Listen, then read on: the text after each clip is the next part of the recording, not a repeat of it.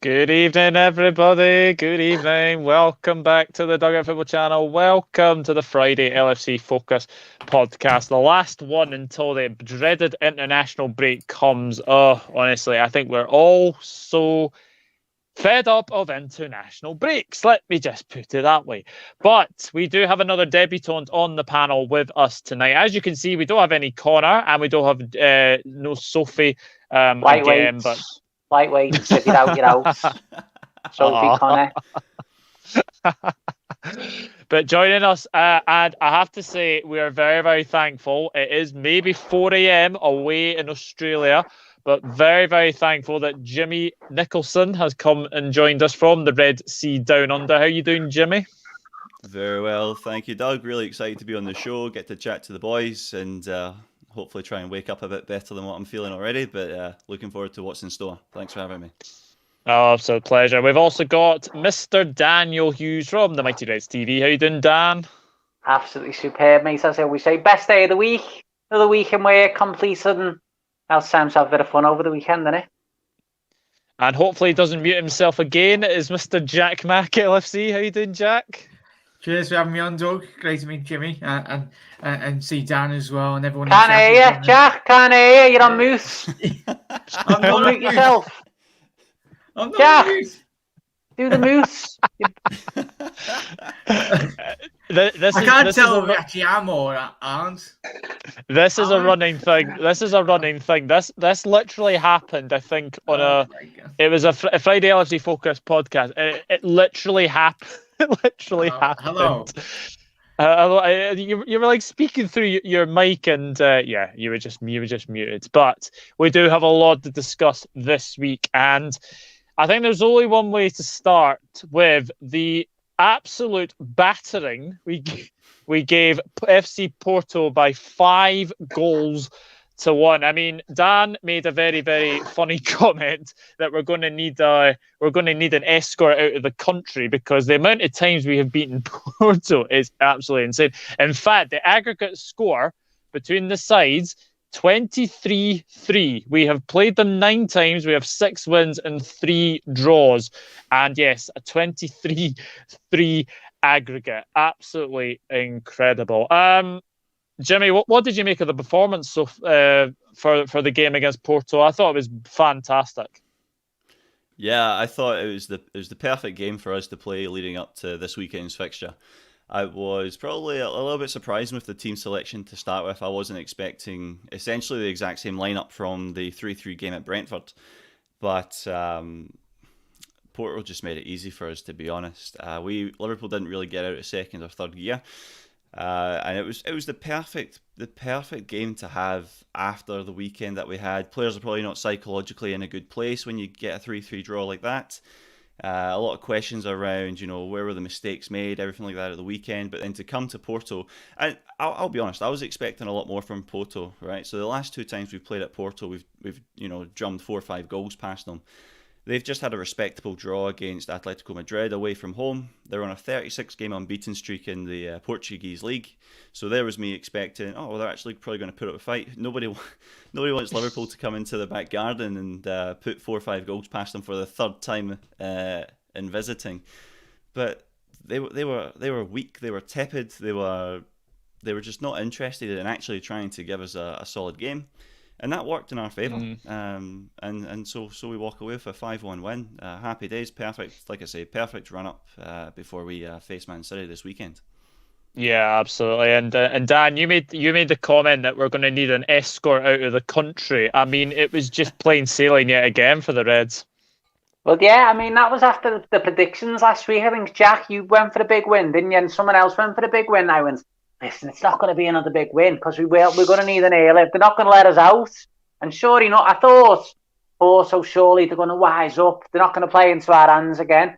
But they just did. It just seemed like the same game again. They've still got the same manager. And he was doing, you've seen him on the bench looking all shell-shocked and all that. But it was just the same game again. Even like the old three amigos getting the goals. Salah, Mane and Firmino getting back amongst the goals. It was brilliant, wasn't it? And as you say, the perfect games to get the slight sort of aftertaste of Saturday out of our system. Great win.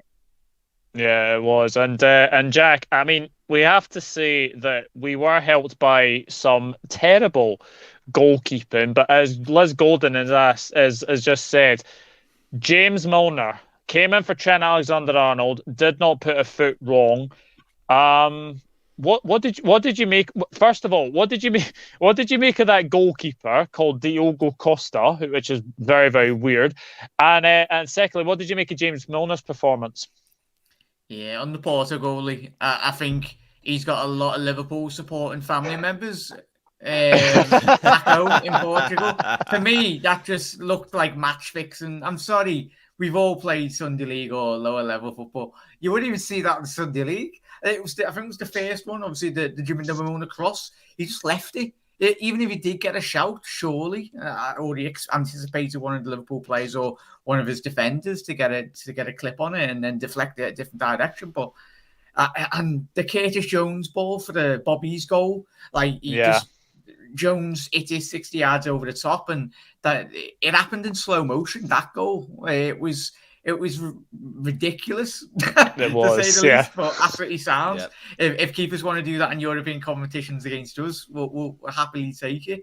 And Curtis Jones, what a game! We've all been bigging him up, Liverpool fans around the globe for obviously he played a lot of minutes last season, but in the absence of obviously Naby Keita and Alex Oxlade-Chamberlain, it's great that Ox is fully fit.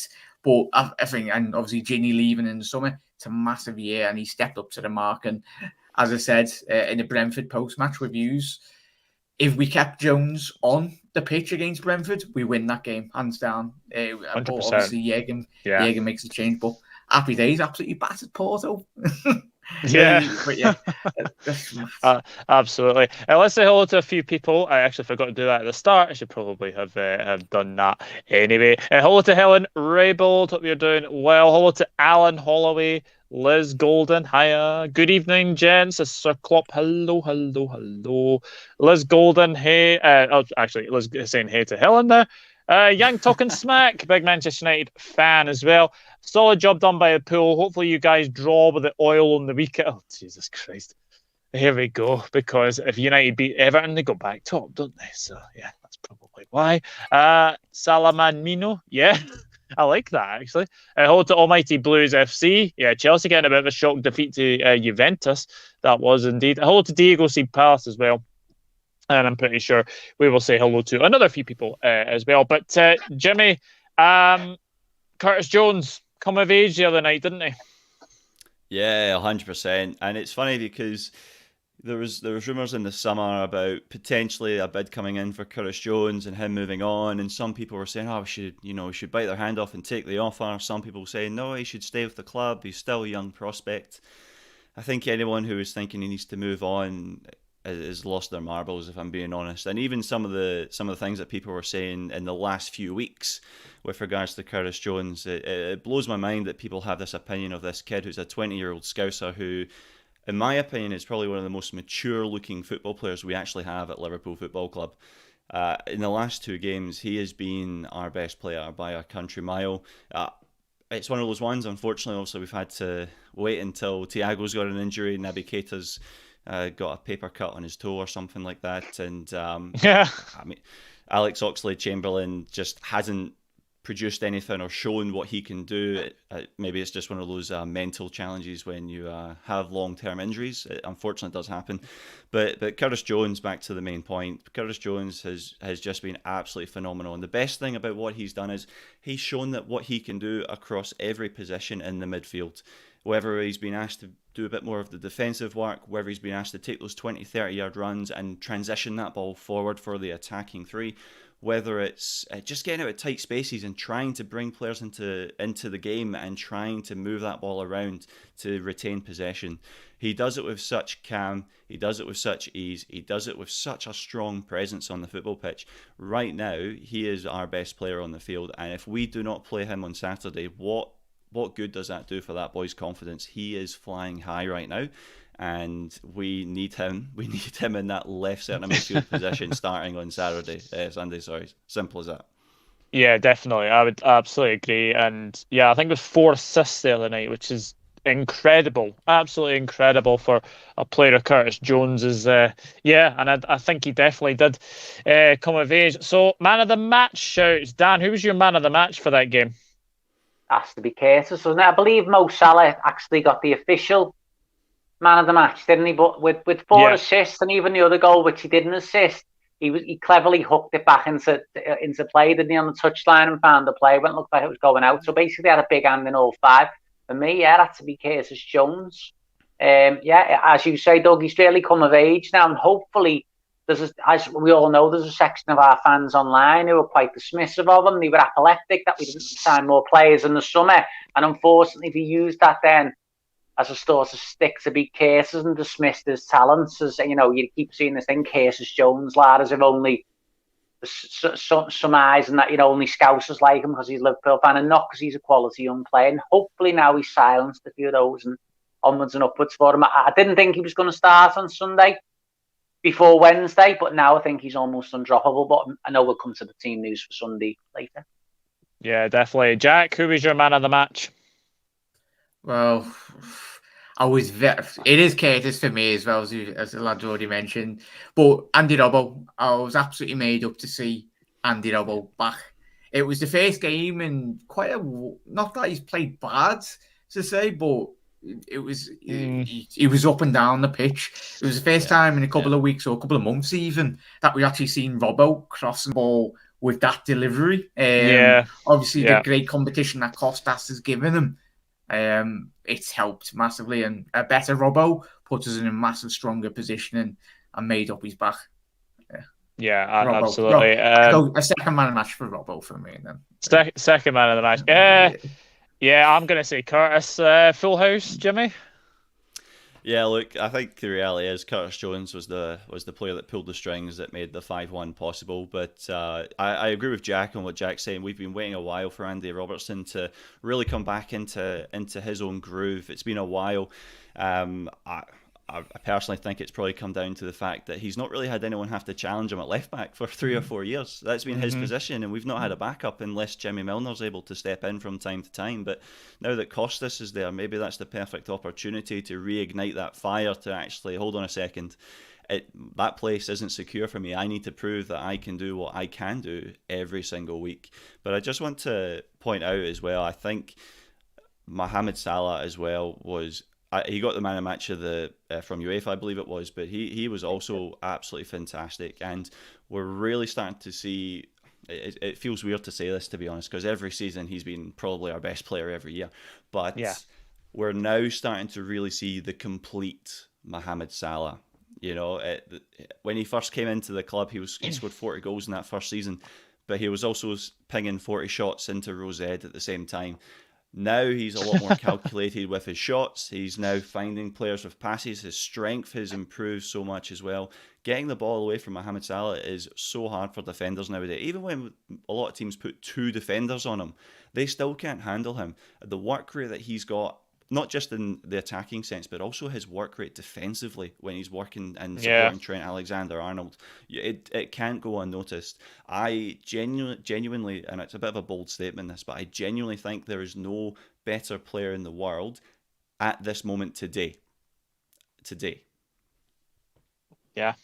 I don't think anyone could disagree with you. I mean, the only one I can really think of is probably Lewandowski, but if you think about like players on form, you would have to say that. I mean, Mo Salah is up for the Premier League Player of the Month. The only problem is he has got Cristiano Ronaldo up against him as well. And you know what the Premier League are like; they'll probably give it to Ronaldo anyway. So, yeah, I would have to agree. But let's see what some of you are saying as well. As Liz says, like and share the stream. That would be fantastic. It gets out to other Liverpool fans as well. So Klopp says the last of our 6 attacking players to score, Salah, Mane, Jota, Firmino, Takumi, Origi. Was Origi just over a week ago? That's impressive. Yeah, that is very impressive actually. When we definitely want players to step up. Congratulations on the. Oh, thank you. Yes, the news is out. The news is out that yes, I will be moving into a new place very soon. Curtis Jones fought for his place and has well earned it. Yep, absolutely. They've all scored since. Robbo back in form, says Liz Golden. The longest goal drought of any of our six attacking players to score was Origi, whose goal drought is around 9 days. A confidence attacking unit. That is very, very good as well. John's man of the match. Shout out to James speaking, but yes, we can't forget James Milner, Liz. You'll probably slaughter us in that aspect as well. Salah has scored 4 goals in his 5 appearances at Anfield against City in all competition. Oh well, that bodes well for Sunday. It's not all good news though. Thiago Alcantara and Trent AlexanderArnold are both out until after the international break. I mean, thankfully, Dan, Trent AlexanderArnold was not named in Gareth Southgate's squad, and Thiago was not involved in Luis Enrique's Spanish squad. So hopefully by the time the Watford game comes, they'll be fit as fiddle. Let's hope so, mate. We need them, don't we? I mean, I know James Milner did a good job, and will continue to do a good job. We've got a couple of other options there. No, Klopp was saying about Nico Williams and Joe Gomez today. Could possibly play or even change the system. And obviously, we've got decent cover in midfield. But listen, I rate Trent AlexanderArnold as the best right fullback in the world. And Thiago's absolutely world class, isn't he? You're going to miss world class players. So, yeah, fingers crossed. The injuries aren't too serious. And hopefully, we can come through Sunday unscathed and hopefully get them back then after the international break. But, yeah, definite miss. But let's just be thankful, they're not too serious. Yeah, touch wood. I mean, Jack, with obviously Joe Gomez, we are really nursing him back very, very slowly, aren't we? Yeah, and it was interesting that he did get played right back for a little brief moment when he did come on. But for me personally, I'd still continue with going with James Milner down that right-hand side, especially considering the system in which Liverpool have played over the last couple of years. Milner's ability crossing-wise, it was only a couple of seasons back in the Champions League that he had 10, 11 assists. Probably one of the record assists that have hit that mark in recent years. Not even Xavi or Iniesta got that many in a Champions League campaign. So Milner down that right-hand side, as we've seen through the goal, and if it is against City, I think we, as good as Trent and Milner are going forward, I think Milner's probably a bit more better defensively, given the experience he has got in big games in his career. So yes, we don't really want to rush Trent back. And even Thiago, we've got Jones and we've got Milner. Yes, it's not ideal, but it's not that. For me, if you were putting Gomez in there, I think you're stifling the right-hand side. You're really stopping the attacking plays down the right-hand side. And a lot of the play will most definitely go down the left if you are playing Gomez on the right. But yeah, it's not good, but yeah, as the chat has said and the lads have already alluded to, Milner, he's very capable. One would surprise me. He puts in a man of match display against City, against his old club. He'll want to do a decent performance. That would be very, very good indeed. Liz Golden says our squad is so strong. Trent and Thiago are injured, and we still look awesome. Yeah. Just 1 minute, guys. I'll be back now. Sorry. Yeah, no worries. I have to say that the way that Milner played the other day, you'd have thought that he'd been right back for a long time. He was so good, and yeah, look, I think it's good to see that we are definitely getting them.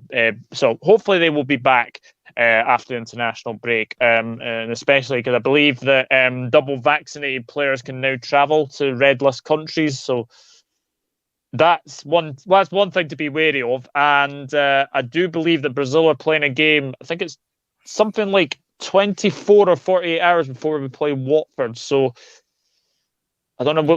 Jurgen's had a wee word in TT's ear or something, just not to play him or Fabinho. But I tell you something, it's going to be a very, very interesting next couple of weeks as well. But speaking of interesting next couple of weeks, Atletico doubleheader is coming up very, very soon, Jimmy. Hopefully we can finally beat them this time. Yeah, let's hope so. It's going to be a fantastic 2 matches. It's got to be said. Obviously, last time we played them was when we had the issues with the coronavirus starting out, and that sort of took over football more than anything else. Obviously, it led to our Champions League exit, but Football took a bit of a backseat then. I don't really know what to expect, to be honest. It's actually quite a hard one because I think you have this idea of who Atletico Madrid are, and you look at the squad that they've got. Obviously, they've brought back Antoine Griezmann.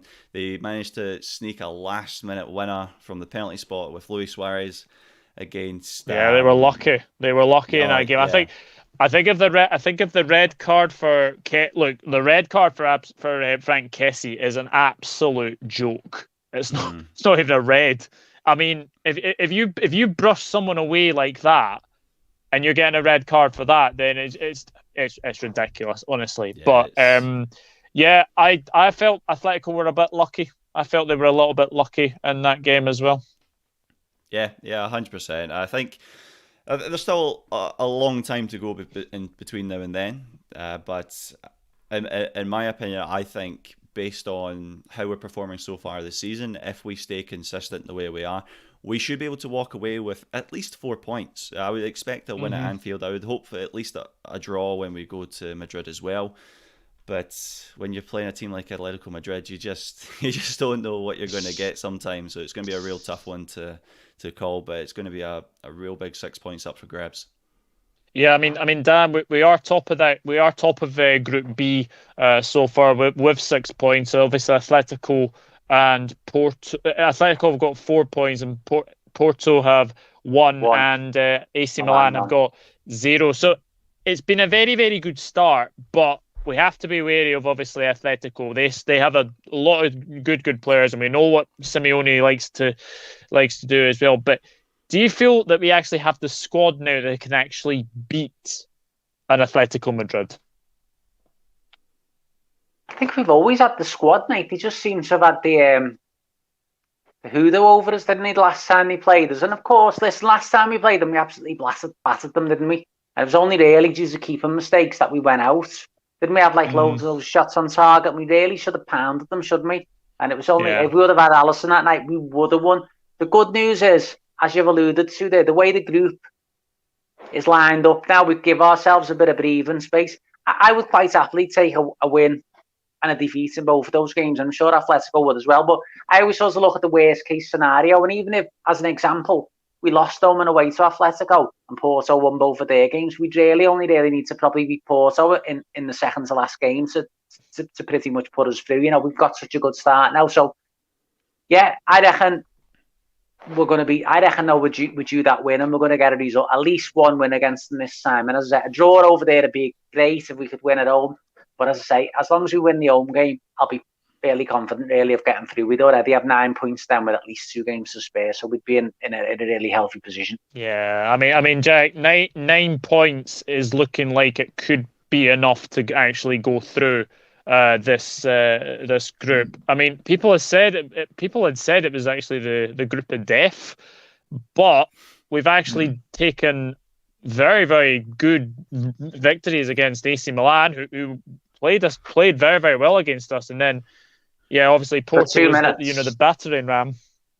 Yeah, absolutely. Analysing when we did play them, as the lads alluded to last time at Anfield, the amount of chances, Bobby could have had about 10 goals that game. He missed, he hit the post, he hit the crossbar, pretty sure he did as well. And as Dan said, we had about 30 plus shots, and it was just our finishing that night. And obviously everyone knows the story about certain goalkeeping headers. But I think I've watched a couple of games this season with Atletico, and they've not been their best. And even if, yes, they've been grinding out results, but they have been absolutely shocking. To watch. I know it's the way, the philosophy of Diego Simeone. You've got João Felix defending on the edge of his box. Probably one of the best attacking. Jurgen Klopp after the game said, what a waste of João Felix's talents. But yeah, I'm fully confident. I'm a lot more confident given that I've watched a couple of bits in recent weeks of their performances, because, I mean, Liverpool play their game, we'll absolutely wipe the floor with them as long as we can finish our chances. But AC Milan will be gunning for them in their second game. AC Milan Atletico, they will come to their ground with absolute vengeance, and they'll probably take a couple of kicking. Atletico Madrid will not like it, and if AC Milan go out kicking and screaming, I think they pretty will do, especially if they don't get the result as well. So as if we can get 3 points, it'd be massive, and it'll be a big positive. Yeah, absolutely. But yeah, I mean, I suppose we can just talk a little bit, just a wee side note away from what we're discussing. Real Madrid and Barcelona. Now, I think people expected Barcelona to get beat, but Real Madrid sheriff to the Spal, which was incredible, absolutely incredible, and that's probably the biggest upset in Champions League history. I mean, Jimmy, when you look at like Spanish football and the way it's going at the moment, Barcelona are nowhere to be seen. They are likely to go out of the group stage. Real Madrid shock defeat. Do you think Atletico are potentially the Spanish club to go the furthest this season? They potentially are, but I don't think it's because they're a significantly better side. I think it's purely based on the demise of Barcelona. They've just self-imploded completely because they've been riding on the coattails of Leo Messi for the past 10 years and have done nothing else to ever prepare for if he was to leave or not be around. and Real Madrid have somehow still managed to play second fiddle to Barcelona for a lot of that as well. It's been very interesting to watch it's like a trash soap opera, the Spanish league sometimes. It's unbelievable. But the way that it's set up this season, it's making up for some fantastic football in terms of seeing these like beautiful Champions League stories come through where these underdog teams are coming through and getting fantastic wins. And that's what you love about football, right? Obviously, you don't like to see the big teams falter and go downhill so fast, but particularly Barcelona in the example. But when you see a team like Sheriff come through, this first time playing in the Champions League group stages, they already had a fantastic win in the first round, and now they've come out and beat Real Madrid 2-1 in the last minute at the Bernabeu. I mean, that's absolutely phenomenal. But I think the way that it's going, you may see Atletico Madrid go the furthest, but I can't see a Spanish team getting past the quarterfinals based on the state of the football in the country at the moment. It doesn't seem to be in a good place at all. We need to be. I think looking at PSG and the what they've got set up over there at the moment, if they're not getting to the quarters or the semis at least, then there's a few more questions needing to be asked. But I don't think you can look past the Italian, the German, and of course the English Premier League right now in terms of abilities and talents going forward. Yeah, definitely. I mean, Dan, me and you have had this big discussion about Barcelona. It does look like Mr. Koeman is out of a job. Probably after the Atletico game, if they lose that, then I think he's probably gone on the spot. You had Benfica on your ACCA the other night, but yeah, only based on what I hadn't even thought about it, mate. And we were on Stevie Stubbs' show, wasn't we? And you said do Benfica, and I did Benfica, but I didn't win. But yeah, that was a nice one to get up because they were winning, weren't they? After like 3 minutes, and I was like, well in, Doug. Your belts are there. Psychic. Yeah. But they're just a mess, and as James said, they've it's been like a castle built on sand, hasn't it, for quite a few years. Messi has just papered over all the cracks of some horrific management decisions. You think about the Dembele signing, the Coutinho signing. They just throw money at stuff, and it hasn't worked. But of course, they've still been competitive in the winning titles and getting to latter stages of the Champions League. But it's basically all been on Messi's back, and obviously now he's gone, it's just felt a bit. Koeman, what had he done in his managerial career to warrant being Barcelona manager, apart from being a really great player for them 20 or 30 years ago? Southampton, mediocre, sacked at Everton, didn't really do much with Holland, did he? No. Yeah, so he was never going to last, but you just wonder who they're going to go for next if they do sack him. Yeah, I mean, Jack, who would want that Barcelona job right now? You could call it a poison chalice, but it's a manager's dream. I think not after. It's difficult when Gerrard left. Obviously, Henderson taking over. Certain players in certain clubs' historic histories. Messi will go down as probably one of the greatest players to ever, and even in the next 100 players to ever grace a football pitch. And we've had the privilege of watching them week in, week out on the telly. And it's difficult given they've not got the likes of Xavi and Iniesta, Busquets, as the lads have said. They haven't replaced them, and it's impossible to replace them. We'll have it with Trent when he retires, unless there's a great prodigy behind him. Gerrard, it was impossible to replace. There's players in world football that are impossible to replace with money. the generational talents. And Cuban, he must have lied on his CV. Must have decent football managing career, and I don't even know how he's got there. All it takes is like what it did with the Everton fans. If you put Real Madrid decorations like a white Christmas tree up, I think that might send the whole Barca fan base like it did with a certain club on Merseyside. His wife just putting decorations on the tree at Christmas, therefore getting sacked then. There you go. So, yeah. There you go. Steve Bruce wouldn't say no to the Barcelona job, trust me. Sorry, I was just going to say, it is an interesting proposition. You say you would want it, but the thing is, it's almost like the slate's been wiped now, hasn't it, to everyone who comes in. That great era now is done and dusted. Yeah. And everyone who comes in can just start again and maybe build it up. And of course, Barcelona, just being Barcelona, the name, it's a bit like Liverpool, really. It's always going to be an attractive proposition to somebody. It's forever iconic, I agree.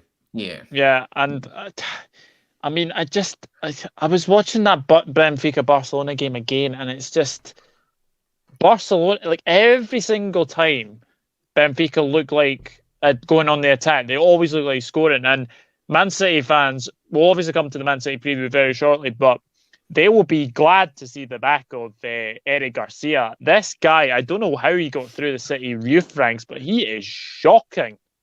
Absolutely shocking. Yeah, no, Benfica absolutely toyed with them. And even on the Sheriff one, obviously they beat Shakhtar. I had them on my jacket to beat Real Madrid. And you're like, what? But I did because... Did you? Yeah. Wow. I even show you after the show. But it was the notion, when Liverpool play lower down teams, big clubs do it. It's psychologically, they go, it's Sheriff, but they absolutely battered Shakhtar in the first group stage. I know they haven't been in Champions League since about 15, 16 years, but they will qualify. I'll tell you that now, especially Inter, if they do it. But you've got 6 points. You've done the job, but they will qualify. Whether that probably will qualify second in their group, but I tell you, they will surprise. And hopefully Liverpool win the group and we get them. And don't do what the big clubs have done. That would be nice. As the heavens have just started to open here in Edinburgh, but you don't really want to hear about the weather anyway. Oh, mate, the rain has been ridiculous, hasn't it, for weeks? It has. Absolutely bucketing down. Monsoon biblical storms, I call them up in Liverpool. Ridiculous. I mean, Jimmy's all right because Australia's summer's just around the corner. Yeah, and it's still been raining here for a week, mate. So we don't miss out on it either. Don't worry about that. You're not alone. Oh, I think your Scots roots have taken the reign over there. I'm only joking, of course. He must have lied on the CV. Yes, absolutely. Barca are the new generation Titanic. Yep, absolutely. Good evening to Rory Fitzgerald. Good evening, gents. Friday night show comes around very fast. Yeah, doesn't it? Doesn't it just? Plus, Barca have a crap ton of money to offer to a manager. Do they? I mean... No, it's a bit weird, isn't it? You think someone is going to... I don't know how it works over there with all the presidential elections and all that, but whether some sort of sponsor can come in, bail them out, I have no idea. I'm gonna be very, very kind to you, mate. There is no way Conte is taking that Barcelona job, especially with the owners that they've got there right now. I was going to say, it'll be boxing with the... It'll be boxing with the hierarchy. You go in there and kick off. Wouldn't last 2 seconds. That is not happening. That is not happening anyway. And Liz saying hi to Rory. So we will move on to the big game on Sunday. And we can basically say that, yes, I know we lost 4-1 at Anfield last season, but it's still a big game. But I have to say that past meetings, there's obviously been 3 wins to City, 1 win to us, and 1 draw. But they haven't beaten us at Anfield with fans since 2003. So we're top, City are second. Jimmy, how are we going to approach this game, do you think? Oh, I think we're going to do a lot different than what we did in the home game last year with no fans when we played Fabinho and Jordan Henderson at centre back. Thankfully, we've now got our defence is back in top form, but everyone's back fit. I think we're going to play the same starting 11 as what we've seen for the last 2 games. It is going to be an absolute firecracker of a game. I think I've said it before. I think the first 20 minutes is going to essentially make or break Manchester City. I think coming to Anfield, the fans are back. There is no better time to be inside that Anfield Stadium right now than this moment in time playing Manchester City. And if we get this 3 points over Manchester City, that, I'm telling you, I know it's still only early days in the season, but I think this is what's going to be making the difference when we get to game week 37, 38. I think that's what's going to happen. I think we're going to come out all guns blazing that first 20 minutes, and I think it's going to work well in our favour. I'm feeling confident.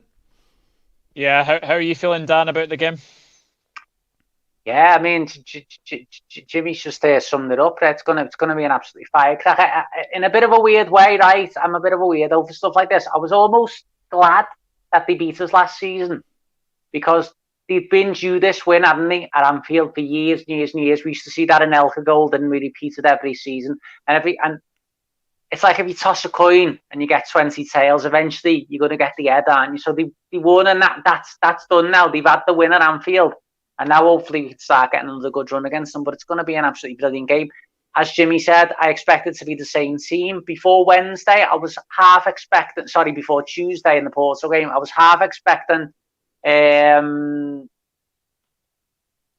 Curtis to drop out for Naby, and I was half expecting Andy Robertson to drop out for Costas. But them two, Andy Robertson and Curtis, were so, they played out of the skin on Tuesday. It was, as I say, it was the best game Andy Robertson's played in a while. I expect us to be unchanged. Absolutely can't wait. It's going to be a brilliant, brilliant game. And hopefully it's going to be a much better result than it was last year. Yeah, well, guys, I've got a Manchester City preview coming out at 9 o'clock this evening, so keep an eye out on that. Turn bell notifications on. I had a very good chat with Dominic Rich FC, big City fan, so obviously go and check that out at 9 o'clock. But Jack, how are you feeling going into the City game? So as I said, excited, but it's going to be one of those games, isn't it? It's, as Jimmy alluded to, first opening 5-10 minutes to be key. Whether Liverpool take their chances when they do come. Yes, that's if we haven't won in front of crowd, but I think the crowd, yet again, I think the crowd will be absolutely up for it, as well as everyone around the world will be absolutely buzzing. Absolutely. Wherever you're watching. But I think we just get stuck into these first 5-10 minutes. Don't let them a second on the ball, and most to get a hat-trick, you never know. But yeah, it's going to be an intriguing tactical battle. I did watch the Chelsea game, but City were absolutely excellent. Chelsea, they didn't allow Chelsea a touch on the ball, and that was very surprising considering how good Tuchel's got Chelsea playing in recent weeks. But yeah, if we can disrupt their momentum in midfield, but yeah, even if Sterling does play, I don't think he will, but if Jack Grealish does play, yeah, funnily enough, City fans are praying Sterling doesn't start on Sunday, because what they're saying, he seems quite intimidated with the Anfield atmosphere. Yeah, did he score last season at Anfield? Yeah, I think he did. Sterling. To be honest with you, if I was City, I'd be looking at playing Sterling, because he's got that pace, hasn't he? And gets in around the back, and that would be where I would be looking, thinking Milner's 35, he's going to be playing his third game in a week. I'd be looking at that, whereas Grealish sort of plays more in front of you, doesn't he? But we'll see. We'll see on that one. Yeah, definitely. Let's see what some of you are saying. Liz Golden, 4-1 LFC, we are ready. I have 4-1. That would be... Have a bit of that. I'll have a bit of that, indeed. Please and thank you. Hi, Rory. Dave. Dave's going for a 2-1 LFC. There we go. Where's our man? The godfather of the LFC fan channels, any Dave? Pep said in his pre-match interview that Klopp has made him a better coach. Has the relationship between Klopp and Pep now become a mutual friendship? Ooh, Jimmy, what'd you make of that one? I think most managers have got a mutual respect, no matter where they are. But I think the relationship between Klopp and Pep Guardiola, I mean, that probably goes back to when Guardiola was at Bayern Munich in Germany as well. So they've known each other for a long time. I think when you're a world class coach, like the two of them are, naturally you're going to be bouncing off other coaches in a similar realm. I think that's just natural, and that's absolutely fine. You see it with world-class players as well, even playing for other clubs. There's a level of respect that's always there. I think the competition between Manchester City and Liverpool has obviously grown that, and I think some media outlets try and make it one versus the other. But I think for both Klopp and Pep Guardiola, they just focus on what their mission is, and it's not to make the other one, duck their face in mud or anything like that. It's to produce beautiful football and to win. It's as simple as that. And I think when you share that sort of same goal, even if it is with a rival manager, you're going to have a unbelievable level of respect for one another, 100%. Yeah. I don't know if anyone's seen this, but the interview with Daniel Craig from Jamie Carragher, saying that apparently Daniel Craig thinks Jurgen Klopp would make a good James Bond, but what Klopp said, I thought was hilarious as well. But I suppose James Bond. I mean, I'm not the biggest Bond fan, so I'm going to be honest and say I won't be watching the new film. I won't be watching Daniel Craig's Farewell. Dr. Dom says, Dave's LFC chats. Everyone except the Manchester fans want us to beat City. Yeah, I did see that actually. But they can do that. I mean, Man United fans are still glorifying over what's his face, Jadon Sancho has not done anything in a Manchester United shirt yet. And how he's got an England team, we'll never know. But that is for another discussion anyway.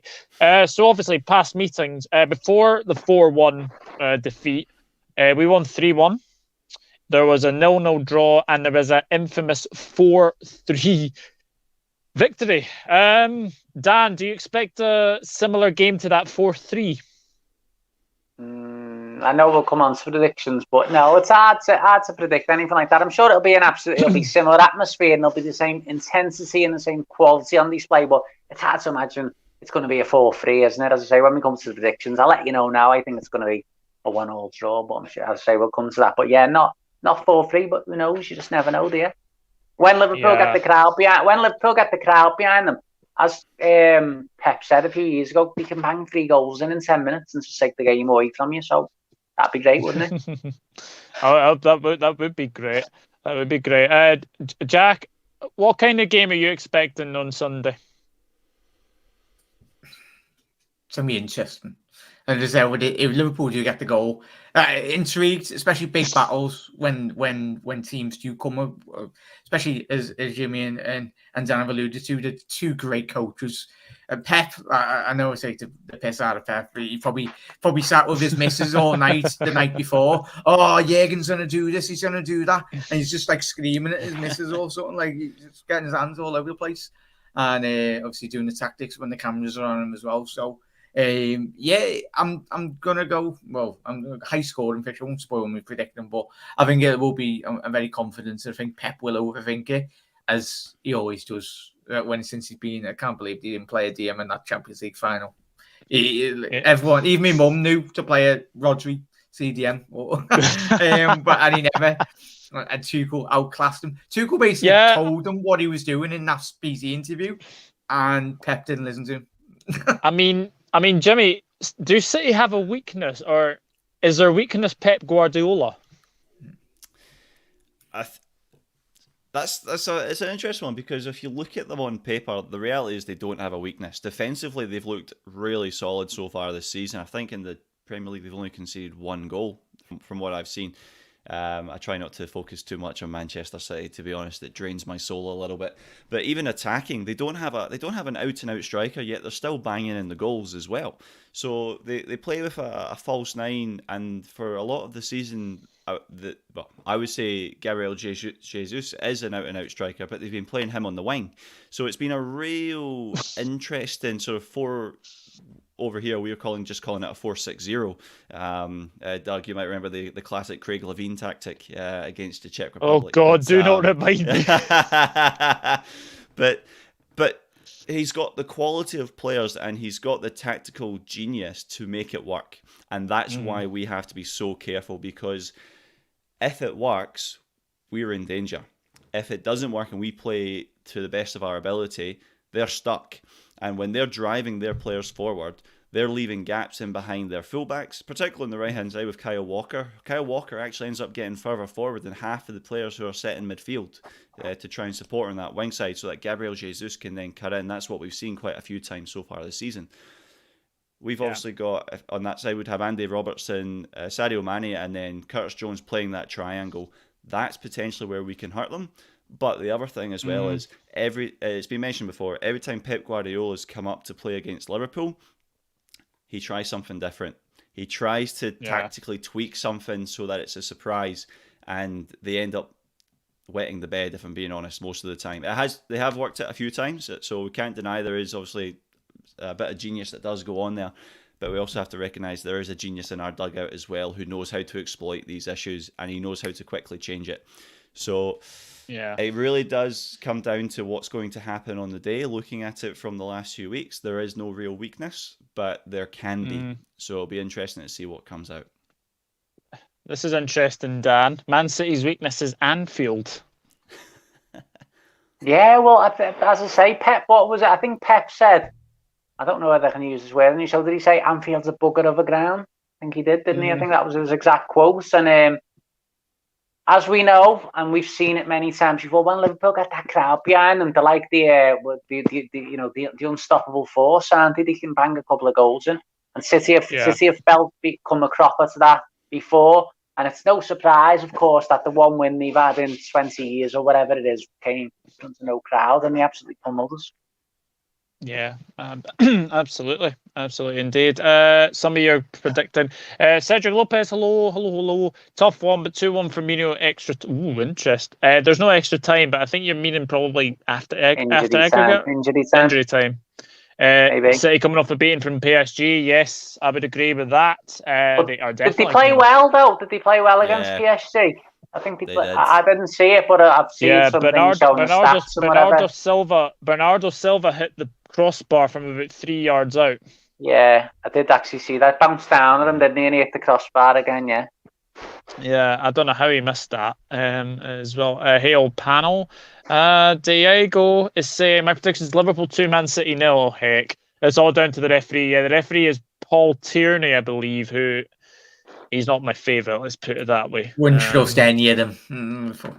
Yeah. Oh, here. Dave with the puns. Win another game. Number 7, Klopp win another game. Well, we'll see. He's also picked his team pretty much the same. I think. Yeah, we'll go into starting 11s, actually. Jimmy, would that be the team you would play? The question for me is it Bobby or is it Diogo Jota? That's the only question that I have. That's the only one where I would say it's 50% one or it's 50% the other. Bobby's coming back from injury. You don't want to rush him back. But if you've got in-form Bobby Firmino, he's just come off the back of 2 goals. He's obviously wanting to get his games up before the international break. Is this the game where you play him and you have him doing his work where he brings everyone into play for that 50, 60 minutes, and that's where we run riot? And then you bring Diogo Jota on, who's just got the energy to then put to the sword that Manchester City defence, who's already been run ragged. To me, that's the perfect time to do that. Or is Diogo Jota, he's been a bit in and out of form, I think, at the moment, so maybe it is a good time to start Bobby, bring him back to fitness. But if you do start Diogo Jota, do you then look at him trying to prove what he can do, maybe not snatching at his shots too much, hopefully get a goal, and then you bring Bobby on, who's then going to be desperate to have his imprint on the game?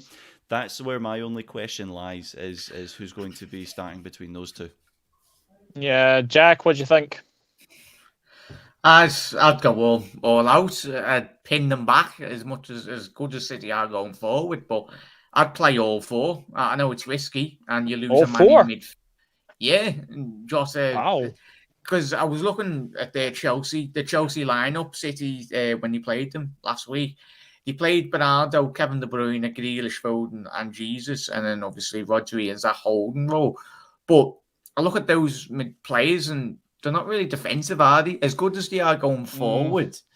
Don't get me wrong, they could punish us in behind, but I think Fabinho, if you play him in the holding role, I think he's good enough, and you play Henderson as well. Yes, we've talked about Curtis playing, he's more or less undroppable, but for me personally, I'd just pin them back and try and suffocate them. Obviously, get Bobby pushing from the front, and really, for me, they'd be looking all around each other and going, "What do we do?" But for me, that's I know it's probably too positive, and you probably want that extra man in midfield. But yeah, I'd go with what Dave's already said there, but just take Jones out and play and add Jota to the mix. What about you, Dan? Yeah, I think Dave's hit the nail on the head. Yeah, the big sort of talking points Jimmy said is going to be between Firmino and Jota, but we know Klopp loves Firmino, doesn't he? Even when he hasn't been in the goals as regularly over the last couple of seasons, Klopp eulogises him. Eulogises over him, and if there's a big game, he tends to play him. He throws him straight back in for the Chelsea game, which was the biggest game prior to Sunday.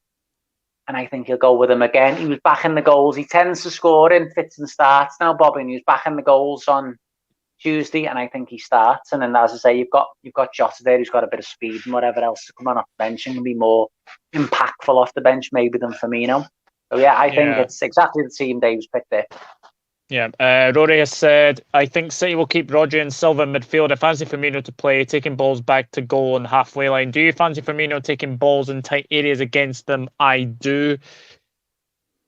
Yeah, I agree. I think Bobby starts this game. I wouldn't drop Mane. I've seen a few people say that Mane could be dropped, but I can't see it. I think in the big games you have to go with your front three for me as well. It will be a narrow one for LFC, I think. Can go in against my team. Yeah, definitely. It's an interesting question. Has Tuchel bubbles burst? And if so, is your game at the weekend the title decide? Oh, I think it's too early to be bringing that into question. Jack, is it too early to call this a title decider? Yeah. I think hindsight is the great word. It will be a lovely thing if we could see into the future come the end of the season. If we won the league by 15 points, then not too much. But I think Tuchel, I really rate him as a manager, but when he has been in his previous clubs, so PSG and obviously Borussia Dortmund, when it's not going right, his toys will come out the pram. And when he's quiet, he does fall out with a lot of players in his past, and I think that will be the case at Chelsea. It's all good and rosy when Champions League. Di Matteo won the Champions League with Chelsea, might have said as well. Dan, has the Tuchel bubble burst? Well, I'll be honest, when he went to Chelsea, I wasn't that impressed with him as an appointment. He was manager at PSG, wasn't in Dortmund, and I thought he was generally a bit underwhelming. I wasn't overly excited for Chelsea fans when they got him. I thought, well, is that the best he can do? But listen, you can't argue when the Champions League can get in your first half of season. Starts well this season. As the bubble burst, I don't know. We're going to wait and see, aren't we? Certainly going to have a job to sort of turn it round. In terms of this weekend being a title decider, no, but we know in past history, if it's going to be tight between us and City, these games are going to be, the big difference, aren't they? If we can get the 3 points. You think back to the 18-19 season, was it 99 points, and we got a 98-97, and it was the games between ourselves where we drew at Anfield and lost at the Etihad where, probably swung the balance. Yeah, definitely. Jimmy, is it a title decider? Yeah, look, even after this game, there's still over 30 games to go. I look at what Manchester City can do. They're the kind of team that can go on 10, 12, 14 games unbeaten and winning every single one in a row. That's how good they are. So this isn't a title decider yet, but they're also the kind of team that go away to certain clubs and somehow get punked 2-1. The Leeds United last season beat them at the Etihad. They've already lost this season to Tottenham Hotspur. They drew 0-0 with Southampton. So they're a team of a bit of a Jekyll and Hyde sometimes. They can be absolutely fantastic for 6 months, and and don't get me wrong, they definitely have at times been by far the best team in the world when they play football. Mm-hmm. But I think there's still a lot of football to play. There's a lot to still come out and see what happens. City's possible lineup could be Ederson, Walker, Diaz, Laporte, Cancelo, Silva, Rodri, Foden, Jesus, De Bruyne, and Grealish. Yeah, I mean, Jack Grealish worry. Not too bad of a team. Yeah, Jack Grealish does worry me, but I think James Milner will be able to suit him. Anyway, not decided about psychological advantage going forward for the winner Sunday. Interesting. Winner. That. I don't know what you were meaning to say, Dave, but that just sounded completely wrong in the spelling. There was a question Diego had that I've completely ignored. So sorry, Diego. Oh no, it's not the Conte. Who has the best informed defence, Liverpool or City? Ooh, Jimmy, I'll ask you that one first. I think based on results, you're looking at City currently having the best defence at this moment in time. The only reason I say that is because if you look back at the Brentford game, if you look back at the Porto game, the way that those goals that we conceded came from a lapse in concentration from our defence between the right back and the centre back, and then going back to the Milan game when we conceded those 2 quick fire goals. Bit of an issue there around the midfield actually tracking their runners and getting back in time to support our defensive players as well. I think those are things that will get fixed up. Those are things that Klopp will recognise and will. I mean, the reality is if we can see it, he can see it, right? I mean, he's the one that's getting paid a lot more than what any of us will ever get paid to talk about football. But if we can fix those things up, then we're on par with Manchester City when it comes to the defence. They've got a quality set of players playing in defence, but which the reality is so do we. We just need to recognise where we've sort of made those slight errors, where we've found ourselves out of possession, where we've allowed a lapse in concentration. If we fix that up, we're absolutely fine. Yeah. Dan, what about you? I think Jimmy's hit the nail on the edge, really. Yeah, I thought before last Saturday, I thought we were defending quite well. No, we can see the goals in the Milan game, but that was with a bit of a change scene, wasn't it? And obviously we let another soft one in on Tuesday, but again, that was when we'd started making the changes and taking our eye off the ball and looking towards Sunday. Other than that, I think we've been pretty solid this season, other than the Brentford game. But yeah, I'd just about end that one just to City at the moment. Yeah, Jack, what do you think? I didn't know whether we'd lost you then, mate. Oh yeah. I am still here. I'm just getting a water bottle because my voice is going. Yeah, I'll be biased as much. We are on a Liverpool show, so yeah, go Liverpool. Sort of. I know we've conceded more this season, but it's just man for man. I think if all of our defenders, I still think as much as a good defender Diaz is, he's not in the bracket of Van Dijk. Give it a couple more seasons. If he does continue to upward trajectory in which he has showed in the last 2 years, well, since coming to the Premier League, I think you can get at Diaz and Laporte. I think they did pick up 2 yellow cards against Chelsea, and they looked rattled. They play with the hearts really, and not with the heads. But I think we can get at them. But yeah, Liverpool all day, mate. There you go. I know lads have said City, but yeah, I'll try and even it out. I'll go Liverpool. Yeah, that whole narrative, Jack, of is Diaz better than Van Dijk? It was just City fans, aren't they? They're trying to force this rivalry, so they wanted their Van Dijk. It's just forced agenda. He's nowhere near on Van Dijk's level. Most of the time I see them when City concede a goal, he's eating the grass, isn't he? Not at Van Dijk's level. Decent, very good defender, but no, come on, let's be sensible. It's mad what happens when you can throw £60 million at every defender you buy. But yeah, one's going to stick, innit? One's going to stick eventually. Yeah, eventually. Yeah, absolutely. Right, predictions. Jimmy, what are you going to go for?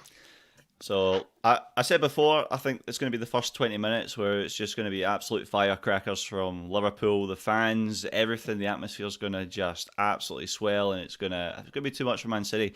I think we get an early goal, and we're just going to outplay them through. We're not going to allow them to get close to us. We'll take a 1-0 win. We'll take a 4-point lead against Manchester City going into the international break. 1-0. Dan, you're still going 1-1? Yeah, I'm gonna play it cautious, mate. As I said on Stevie Stubbs' show the other day, I think both neither team will be quite at the best, having both played Champions League in midweek, and I think the loss of Thiago and Trent, two not top players, world class players, both not available. makes a difference. And I think both teams will just shake on a draw really and get out of there, unscathed. Yeah. Right, Jack, I'm looking forward to your prediction because it's unpredictable, and you nearly got the Porto one right when you said 6-1 the other night. What are you going for? 5-1 Liverpool. Yes. No, I'm gonna go 5-1. Fuck it. Probably even French, but I'm confident if we play all 4 attackers with an absolutely batter Pep, and I just can't wait to see Pep Bowley forwards on the touchline at the weekend, crying his eyes out, going, what is it, 1, 2 on the touchline, make it 3, 4, 5. Yeah, I'm gonna go 5-1. Yeah. 5-1. Oh, I mean, right. I've been to and fro between this game, like. Obviously, Dan said a draw. Jimmy and Jack are going with wins. In my head, I had 2-2. I said that on Stephen Stubbs' channel. But the more I think about it, I'm going 3-2 Liverpool. I think there'll be goals, and I think we're in for an absolute thriller, but I think we're going to come out on top. I'm going to go 3-2. I couldn't say that for these. I know I said mate, Jack, if you've got issues with your heart, mate, supporting Liverpool is not the team, mate. Yeah, nah. We're like the most dramatic team in the world, aren't we? Oh, we know that. But Doug, when it's 5-1, I want you to message me and ring me and just go, yeah, there you go. At the weekend.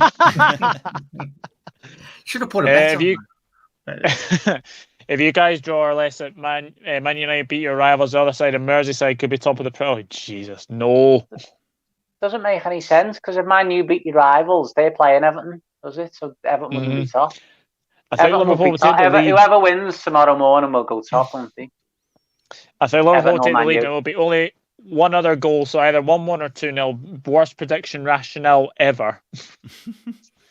Yeah, definitely. Right. Who fancies a wee quiz? Right, give it a go. I'm going to ask you, there have been 32 players that have played for both Manchester City and Liverpool. Name them. Robbie so Fowler. one by one, I'll give you a wee go. So Jimmy, start with you.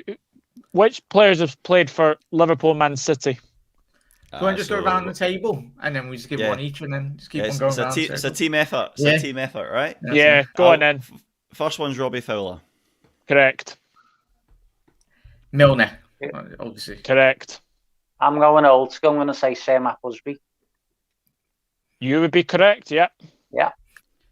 Bellamy. Yeah, Craig Bellamy. Anelka. Yep. McManaman. Sorry, guys. Yep.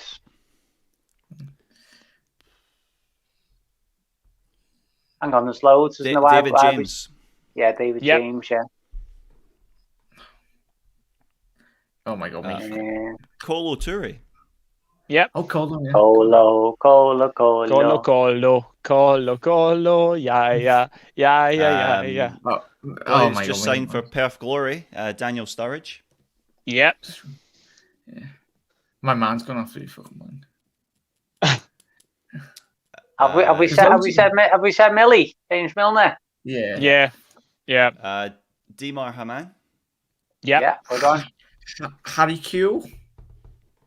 I don't think he played for City, did he? No. Scott Carson. Can we claim Scott Carson? He actually played for City. Yeah, Scott Carson. Yeah. Have we said Raheem Sterling? Nope. No, Raheem Sterling. I can't believe it.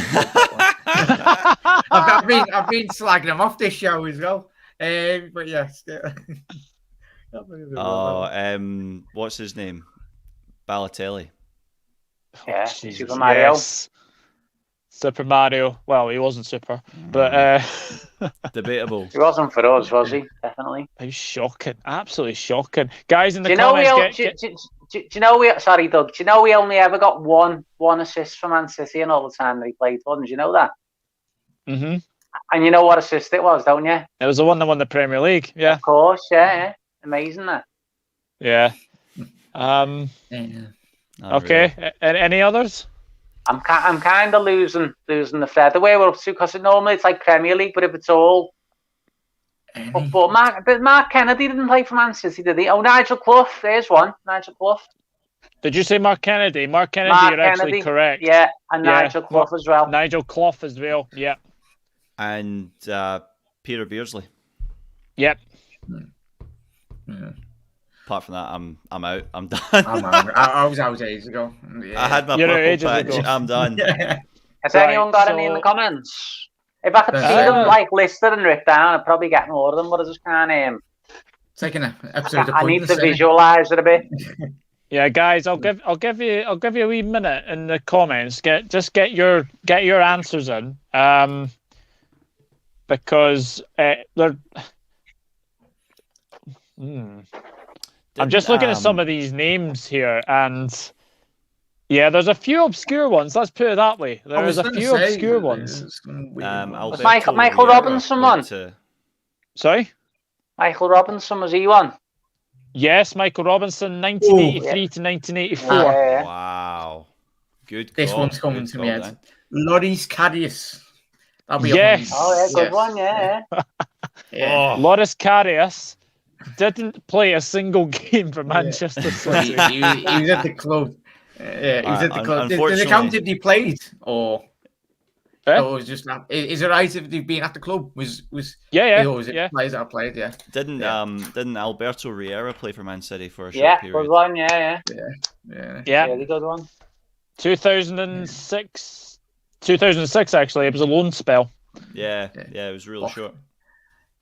Rory Fitzgerald, correct. Paul Walsh, correct. Yeah. Oh, Paul good Walsh, one. Real good one. I'm trying to think if there was any most notable ones you guys haven't said. Oh yeah, there is. Yeah, there is one you actually haven't said, and I'm surprised you haven't got it yet. Is he still playing or is he retired? No, retired. Long ago.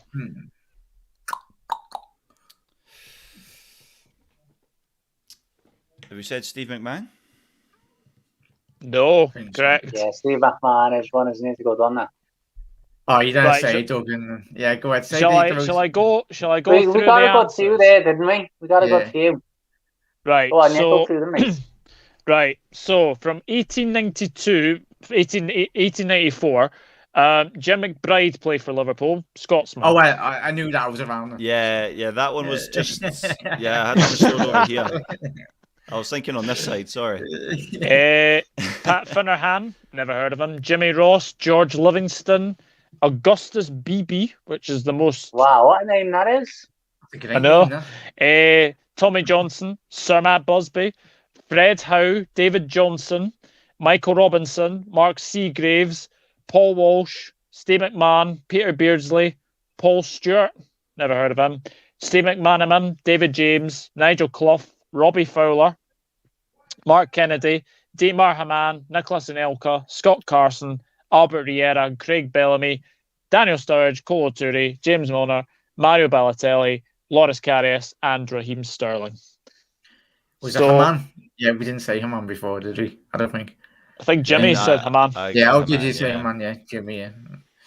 That was good. I enjoyed that. It's not bad. Yeah. I need to do that. I need to do that. I need to do that for like every single one. We should have like a Liverpool episode of like pointless though. Like the most obscure random ones get like 0 points. Well, that's a very good idea. That is a very good idea. I've seen Mr. Rich Sports in the chat. Hi all, tough game to call. You can tell me about it, mate, as well. No, Ian Rush did not play for Manchester City. If you were to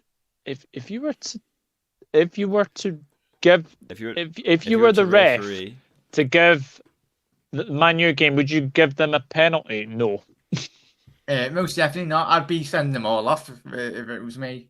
I'm pretty sure the refs get like a £10,000 retainer every penalty Man United get. Is that not how it works over there? Yeah. That's what I heard. Yeah. That's definitely something anyway.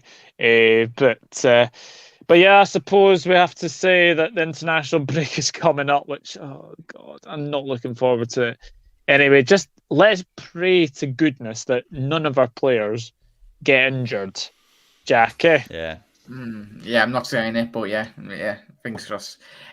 Just a quick one on the international, Doug. I know Klopp spoke about it today.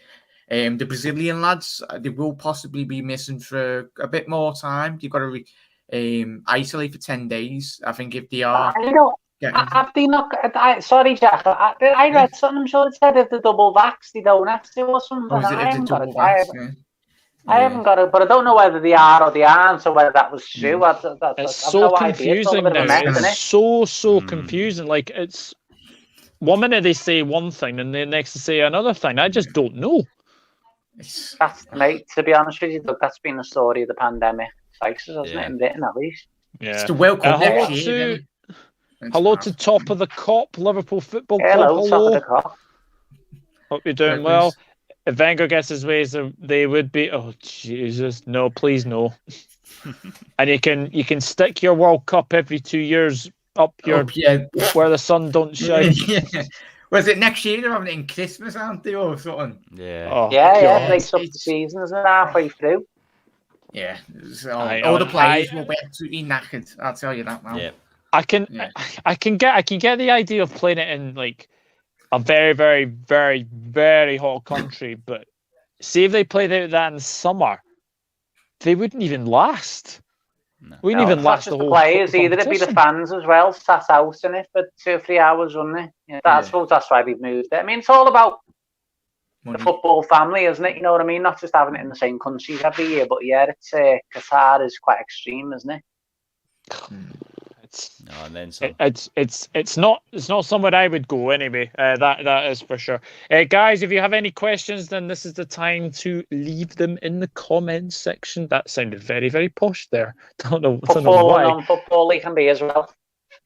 Yeah, we had some. I always like a non-football secretary. I had some good ones last week, so hopefully this week we'll have some good ones. Diego probably has some good ones in the chat as well. Helen asked very good questions as well. So yeah, get them in.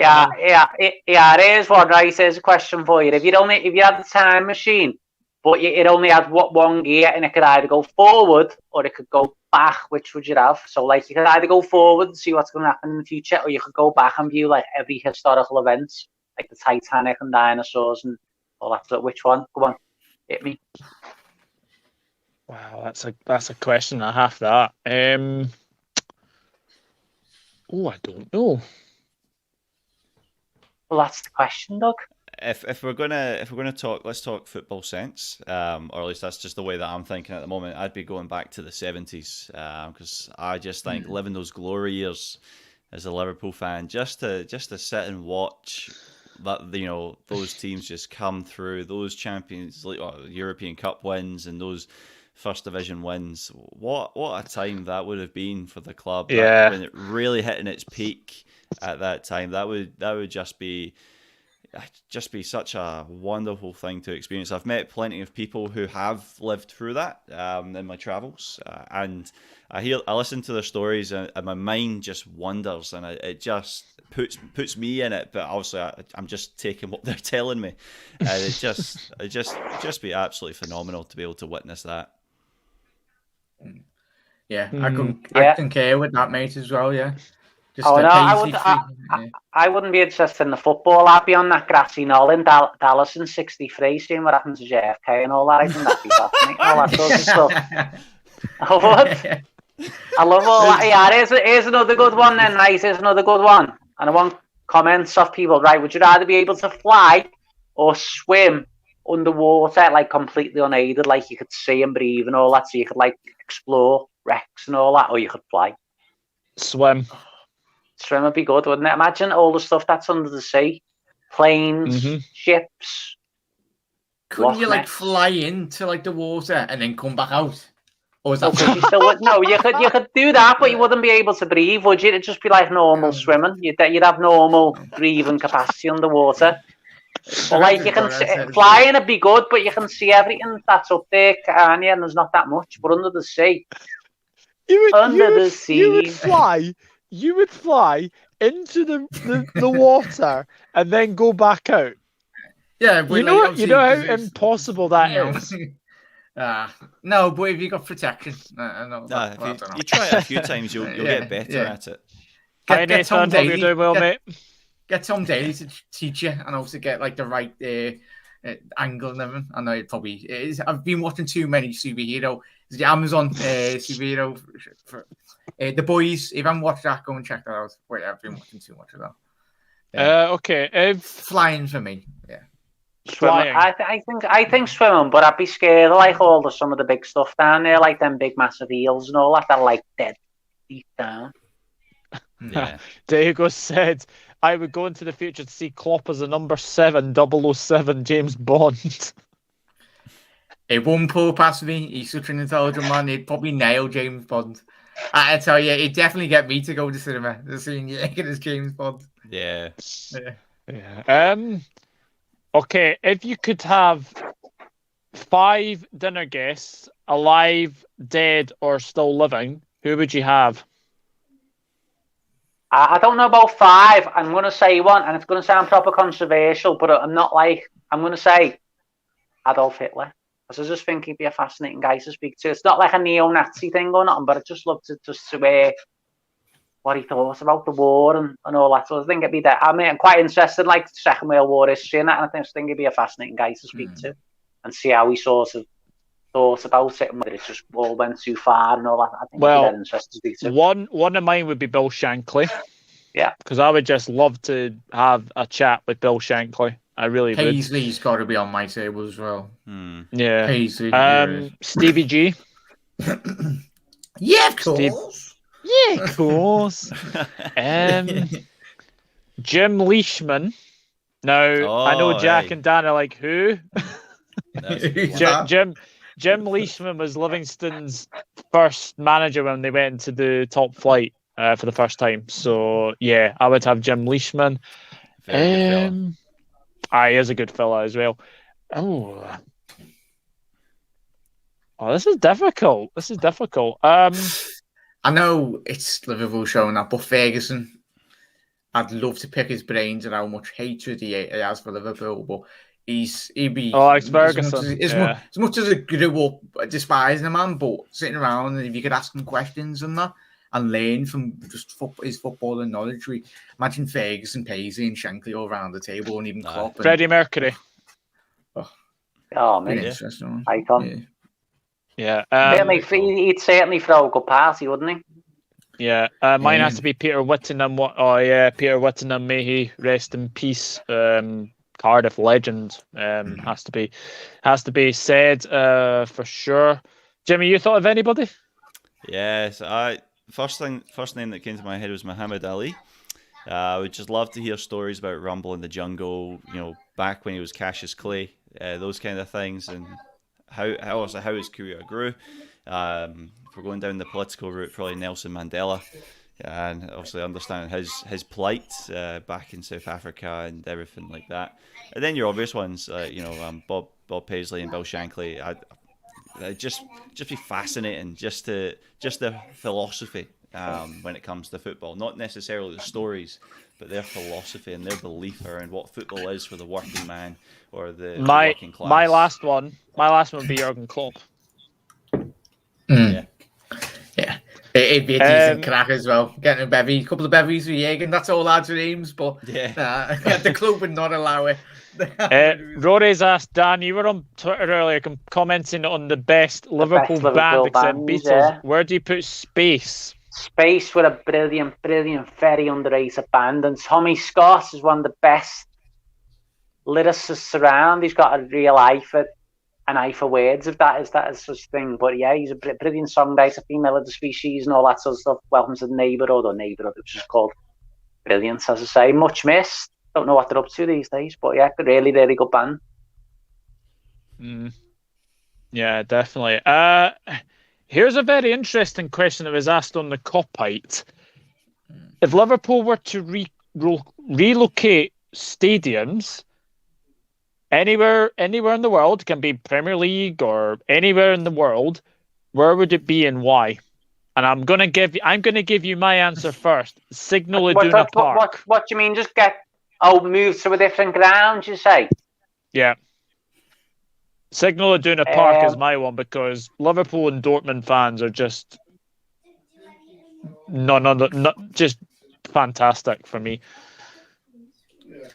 I'm going to be that guy, and I'm going to say it's Anfield or bust for me. There is no place Anfield like or bust. I would love to be able to. I love the away trips. I love seeing us go away to these amazing grounds, but we are Anfield is our home. I remember when we talked about so there was talk about the stadium being built in Shankly Park, and that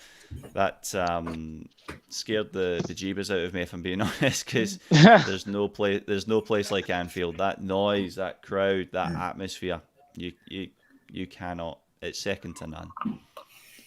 Dan, I reckon, seeing as Everton are moving to Bramley Moor, I reckon we could go to Goodison and a history repeat. Take their ground again. Just tag them all on Twitter. Just see the feed on Twitter for about 2 years. Yeah. Oh, you see those Reds. See those Reds. It's far too easy. Oh, we've given them another ground. Oh, that's all you're there. But yeah, I'd go with Budapest. Oh, that was a great ground, that wasn't it? Gorgeous. Just because if we played there every week, we'd literally win. Oh, what about Porto's ground then? I was about to say that. Second home. Porto's ground, Budapest or the Cardiff Millennium Stadium. We'll have a good record there. Yeah. Hello to Chris Welsh. Can't stay on the train back from London to Carlisle with the missus. Have a great stream. Thank you very much. Yes, Nathan says either Signal Iduna or Millennium Stadium concurred our city in the early 2000s and that North End as the Kop. Yeah, I remember that as well. Oh, here we go. Pick your team to face City using only legends of TV and movies. Oof. I don't know about a full team, but what if we're having legends of TV, I've got to have Mr. T in there and Clint Eastwood there. Probably me two biggest idols from filming. I've got to have Jack Bauer in there. Imagine Jack Bauer in like a midfield. Yeah. Says, "You must die." Who would you put as your centre backs then? Some big massive. I can tell you who your two centre backs would be. It would be Vincent Vega and Jules Winfield, or Samuel L. Jackson and John Travolta from Pulp Fiction. Yeah, that's your two centre backs right there. No one's getting past, and if they do get past, they ain't going to last very long. Might end up with a boot. Rory says Dublin, because I believe he's from there, and he could just get to the Aviva. That's a good idea, actually, because Dublin's got a very good. Oh, here we go. Hagrid. Hagrid wouldn't move much, would he? But not to get past him, would he? He'd have to run around them. It'd be like having Kyriakos at the back, wouldn't it? With that beard. Yeah. Christ, yeah. Jeez, there's a flashback of that night. Just speaking of stadiums really quickly, back in 2013, I think it was, Brendan Rodgers and his Liverpool side came out to Melbourne as part of their pre-season tour, and we had 95,000 Liverpool fans inside the Melbourne cricket ground. And for yourselves and for anyone watching, if you've not seen the video on YouTube, look up You'll Never Walk Alone at the MCG. Obviously, there's nothing like Anfield, but I think this comes pretty close to it. 95,000 Liverpool fans shouting at the top of their voice, "You'll never walk alone." Absolutely phenomenal. I was there that day. Absolutely phenomenal. Getting to see Stevie G, Luis Suarez, and all the other boys. Absolutely fantastic. Yeah, I've seen it, Jim. Yeah, it's a good video, mate. Yeah, fair play. Yeah, it's definitely sorry, that Hagrid and Samuel L. Jackson comments just made me laugh. I'm trying to think, could Voldemort be a good centre back? Oh, actually, no, he's got no nose. No, that's John Joe Shelby. Yeah. He plays in midfield, mate. Thank you, Helen. We'll be going very, very shortly. We'll be going very shortly anyway. But it's been another fascinating stream as well. But if anyone has still got any other questions, then obviously if it's due to Hagrid or Samuel L. Jackson playing at the back, then obviously let me know. I can't believe that. But looking after the international break, we have obviously got Watford away. We have Atletico. Is the first Atletico game at home? Or is it away? It's away. Yeah.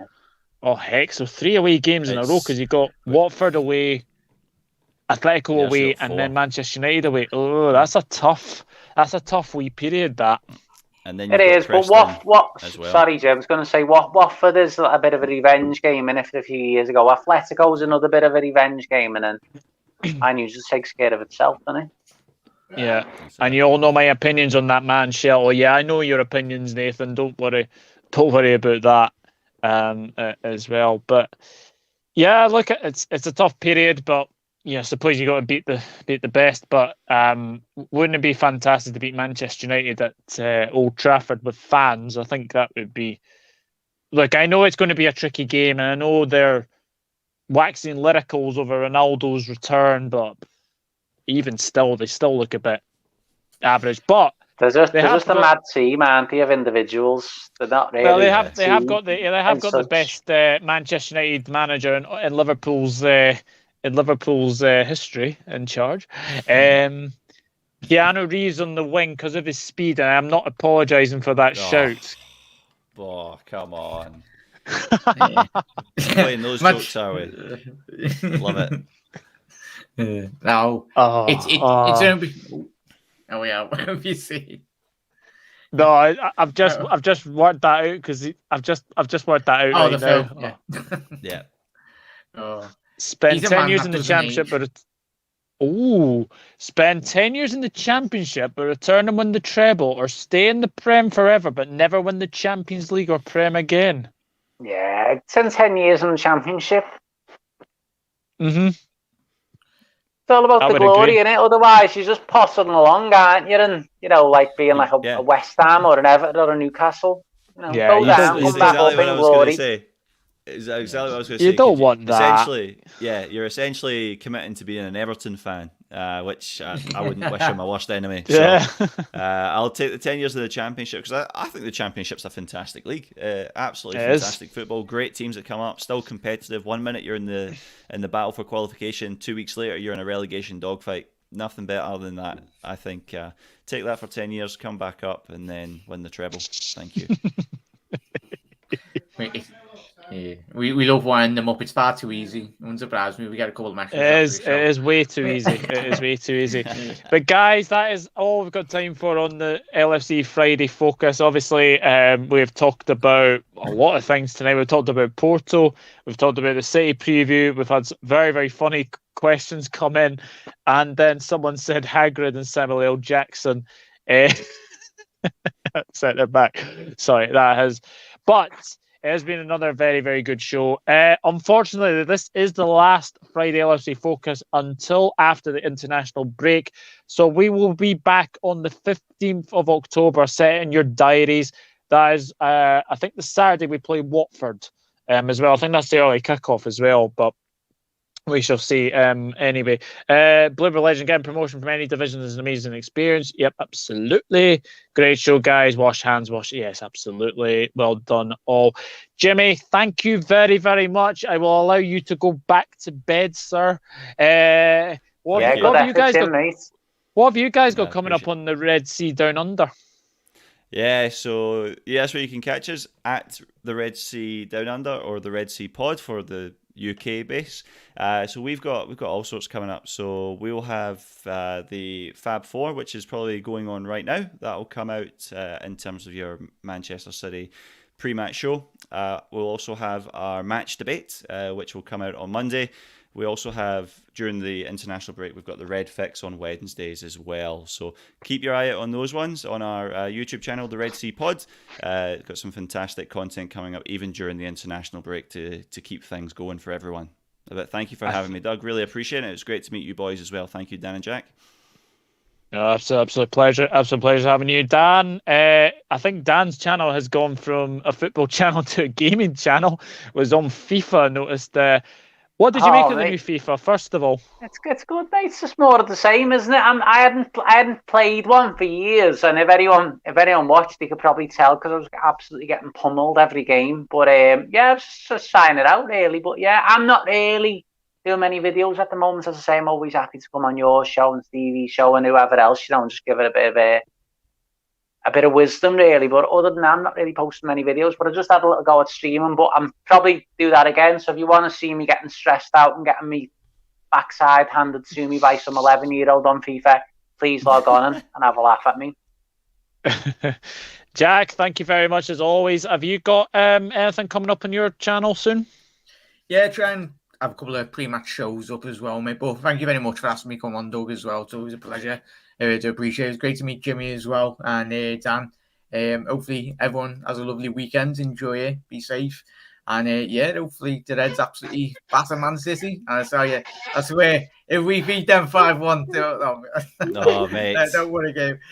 I can't wait for that to be clipped anyway. But yeah, it was a pleasure, Doug. Thank you for having me on once again. Everyone at home. I was just going to say, just in case anyone's wondering, we haven't had it for a while, but we used to have this thing with us on this show, and you're there, Daddy, Daddy, Daddy, come and wipe my bum. And here he is. Here's the scoundrel himself. So you can finally put a face to the name.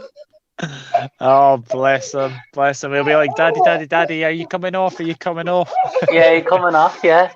Yeah, but guys, thank you very much for watching. We will be back after the international break. Should be a very hello. Should be a very interesting.